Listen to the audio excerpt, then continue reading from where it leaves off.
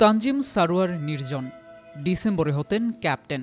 গণমাধ্যমকে তার স্বজনরা জানান রাত 11টায় অপারেশনে যাওয়ার আগে বোনের কাছে ক্ষমা চেয়েছিলেন।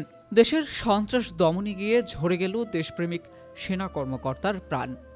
কক্সবাজার চকরিয়ায় অভিযানে গিয়ে নিহত হয় সেনা কর্মকর্তা লেফটেন্যান্ট তানজিম সারোয়ার নির্জন।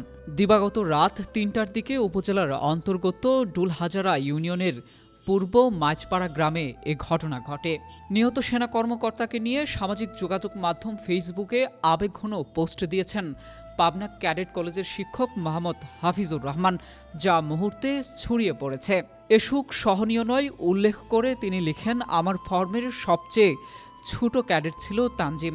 সিএসসিতে পুরস্কার পেয়ে খুলেনি, বলেছে আমার ফর্ম মাস্টার স্যার এই বক্স খুলবে।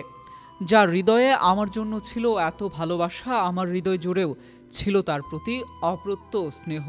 সেই ছেলেটি যৌথ বাহিনীর অভিযানের সময় সন্ত্রাসীদের আক্রমণে নিহত হয়েছে। এ সুখ অসহনীয়।